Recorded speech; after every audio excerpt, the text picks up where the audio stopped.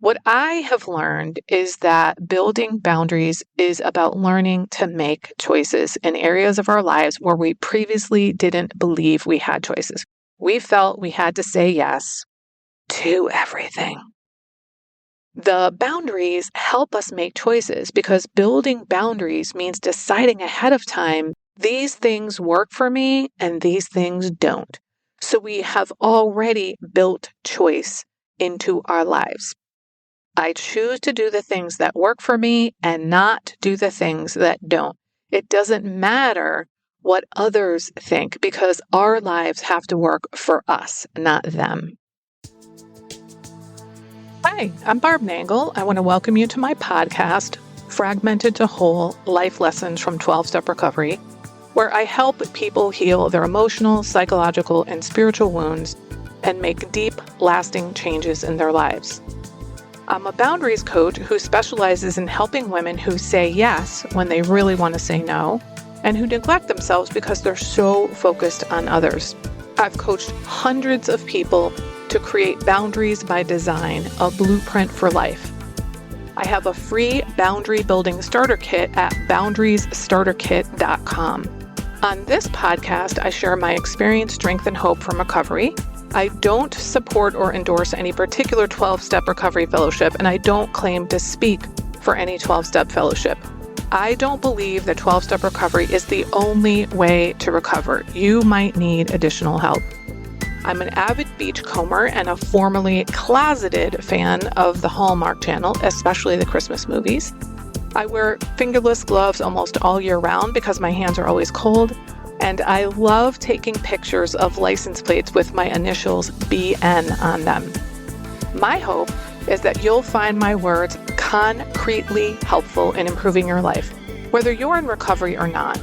If you like what you've heard on this episode, please screenshot it and share it on your social media. Be sure to tag me at Higher Power Coaching.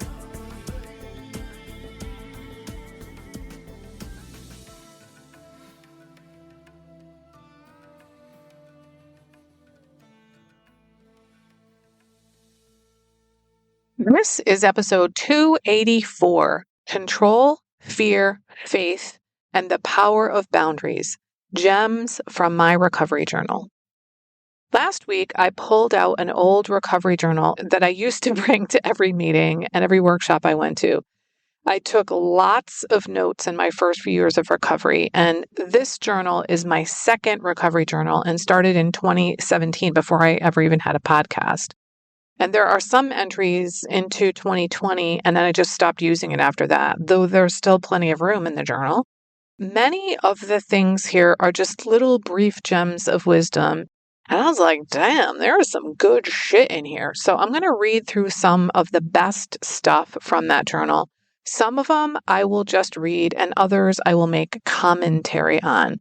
I just feel like there's so much good shit, and I don't want to keep it to myself. So the first thing I wrote on the opening page in huge letters was this: I want predictability. Past, and I drew an arrow to the word control, and then now, and I drew an arrow to setting boundaries. So this quote makes me think I was destined to become a boundaries coach. I started my business the following year, but I didn't create my boundaries curriculum or start coaching on boundaries specifically until 2020. So this is how I think about that predictability quote where past was control and now is boundaries. In the past, I tried to control people, places, and things as well as my addictions and compulsions. I was trying to control the uncontrollable to get some kind of predictability, and that didn't work. Now I have boundaries as a way to have a much more predictable life. That's because I determine what my boundaries are ahead of time. It's through the boundary building process that I got to know myself and figured out what was okay with me and not okay, what I like, want, need, and prefer. So once I knew those things, then I know what my limits are for myself and others, and that gives me much more predictability in my life because I'm not engaging in stuff that I don't want to do anymore. I know what to say no to, and what to say yes to. All right, let's see. The next one. The phrase, keep myself together, is only necessary when we're fragmented. That totally resonates with me. The next one is fear is trusting in your own power as opposed to a higher power. Ooh, yikes. This is a tough one because it hits close to home. Love versus hostage taking. And I wrote next to the words hostage taking that was conditional love. So I felt like I was only loved conditionally in my family, especially by my father. But when I did my relationship inventory, I can see now that I did a lot of hostage taking. I loved people conditionally. It was about an exchange. I'm going to take care of you and you're going to love me. All right. Now remember, this next quote is from before I had a podcast. I wrote down about an exchange I had with a fellow in recovery who got some experience, strength, and hope of recovery from me. She said to some other people that I had taught her various things about recovery, and this is what I said to her. I don't want to be seen as an authority figure. I want to be seen as someone who has recovered as a result of the 12 steps, which means others can too. So when you share, this is what you might learn from the 12 steps, that is carrying the message. Sharing, this is what I learned from Barb, is not. Now, this podcast is about life lessons from 12-step recovery, primarily my life lessons from 12-step recovery. And the vast majority of everything I share is things that I've gotten from recovery, though some of it is my own stuff that I came up with as a result of my recovery. I still don't want to be seen as an authority figure. I want you to be your own authority figure. If something rings true for you, great. If it doesn't, move on. But if you want to share what you learned from me, feel free to share my podcast with others. And how is that for a shameless plug? Okay, I love this one. Call your fears adventure. Instead of FEAR being some of the other acronyms that we know, FEAR is feeling excited and ready. Now, when I came across this yesterday, I was having some fear and I was like, oh my God, that's so helpful. And it changed things for me immediately. I've heard it said that anxiety is excitement without breath. So this idea of fear standing for feeling excited and ready is appealing to me because that sounds very similar. It's a tiny little shift to take that fear energy and turn it toward excitement. Okay, and then this next paragraph says recovery is about learning that you have a choice. You can choose to be hopeful rather than hopeless. You can choose to act from faith rather than to act from fear. You can choose to enjoy your life rather than merely survive. Now, below that, I drew a continuum, and on the left, I wrote choice, and under that, I wrote hopeful, we act from faith, and we enjoy life. And on the right side of the continuum, I wrote no choice. And then under that, I wrote hopeless, we act from fear, and we merely survive. What I have learned is that building boundaries is about learning to make choices in areas of our lives where we previously didn't believe we had choices. We felt we had to say yes to everything. The boundaries help us make choices because building boundaries means deciding ahead of time, these things work for me and these things don't. So we have already built choice into our lives. I choose to do the things that work for me and not do the things that don't. It doesn't matter what others think because our lives have to work for us, not them. Next, I'm going to share a quote from Catherine Ann Porter and then what one of my fellows in recovery said about her quote. So this is the Porter quote. Love must be learned and learned again and again. There is no end to it. Hate needs no instruction. It only waits to be provoked.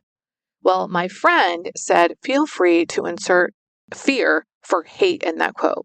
He also said that he has come to believe that fear is at the bottom of all of his defects of character. I'm sure he's not the only one. Here's a lovely quote. Your unique expression is so needed and welcomed in this world. I love that. And if you just thought, well, mine is not, then I especially mean you. All right, the next one is forgiveness is not forgetting, it's letting go of the pain. Now, I cannot say enough about forgiveness. I had a lot of bullshit myths in my head about what forgiveness meant. I thought it meant that I was saying that things were okay, or that I was sweeping things under the rug, or I was letting the other person off the hook, and it's none of those things. Forgiveness is about you and about letting go of your pain. That is what it's about. It's not about the other person. It's for your relief and your joy. So I'm going to share another quote about forgiveness. This isn't in my journal, but it's so closely related that I have to share it. It's by Jen Sincero. She wrote the book, You're a Badass at Making Money. She says, forgiveness is about you deserving peace, not necessarily about the other person deserving forgiveness. I hope that hearing those things helps you because I know that forgiveness is a toughie for most people in recovery. Here's a quote from another fellow in recovery. She said, my abuse of choice is neglect. So she's in ACA. If you're not familiar with that, it's adult children of alcoholics and dysfunctional families. So this makes total sense, though I think it's true for many in recovery, regardless of what program. So her abuse of choice is basically neglecting herself. Personally, I believe that no matter what you're in recovery for, ultimately the goal is to learn to love yourself. And I bet there's a lot of people listening who can identify with this woman as her abusive choice is self-neglect. Somebody else said, I can't put out the fire just yet, but I can stop throwing gasoline on it. So maybe you're not able to stop acting out of your negative patterns just yet, but you don't need to make them worse by, quote, throwing gas on them. And so throwing gas on them could be things like talking about them over and over and over again or beating the shit out of yourself about them. Stop throwing gas on the fire. And then there's this quote from someone else. I thought recovery would be quick and easy and painless, but it was slow and hard and painful. So this is true for sure. However, the pain you experience in recovery is way shorter and faster than the pain of not being in recovery and living the rest of your life in turmoil. And once you go through that pain, you don't have to go through it again and again the way you would if you didn't go through recovery. So you do have to walk through the fire, so to speak, and it's painful, but you come out on the other side of it and you're healed as opposed to burned and scarred. All right, so I'm going to say a couple of different things, one of which is a quote in the book, and it comes from the Amazon series Transparent. So I want to say a little bit about that. This is about a transgender parent who comes out much later in life, and there was just so much good shit on that show. In a minute, I'll share the quote from my journal, but first I want to share something else I learned from that show that's not in my notebook, or at least if it is, I haven't come across it yet. In the show, one of the family members goes to an SLAA meeting. For those who don't know, SLAA is a 12-step recovery fellowship called Sex and Love Addicts Anonymous. The character was sexually abused as a teenager by a family caregiver, and he didn't know until he was well into his adult years that that was abuse. As a young man, he always felt like he was a stud. In the meeting depicted in the show, he heard someone say, arousal is not consent. And he was like, holy fucking shit, mind blowing. Now, that knowledge is healing for many of us and for the character because he assumed that just because he was aroused, it meant the behavior was okay with him. Now, I shared that same thing in my understanding of it in another episode. I don't know which one it was. And because I shared that, another fellow in recovery told me that it helped her heal like 50 something years of guilt and shame. after being sexually abused by her father. So I wanted to share that again here because someone's life is going to be changed just from hearing that. And it also gives you some context for the family portrayed in the show. So here's the quote in my journal. One of the family members in the show says, "We have no boundaries in our families, so we tell lies so we can have privacy. Secrecy stands in for boundaries." Now, when I heard that, I was like, whoa, wow, powerful. Now, I bet lots of you can identify with that. I know that in the ACA program, we have a family secrets inventory, and it's really, really revealing. There's another comment I wrote not long after that. So I'm going to share it with this one because it's closely related. And it's the idea of confidentiality versus cover up. There's a big difference. One protects privacy, the other protects vice.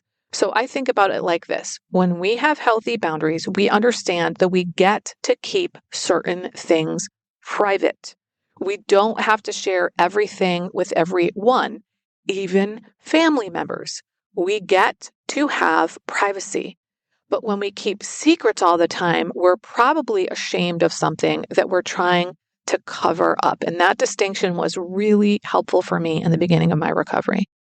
All right, I love this phrase. Courage is faith that has said its prayers. Here's another one, good one. Become aware of patterns in you. They are not you, they are patterns. Patterns can change. For example, not I am a procrastinator, but I had a pattern with procrastinating. So it's a pattern of behavior that you had. It is not who you are. You can insert whatever your negative pattern is, and maybe it's not something you're over yet, but it's a pattern. It's not something that you are.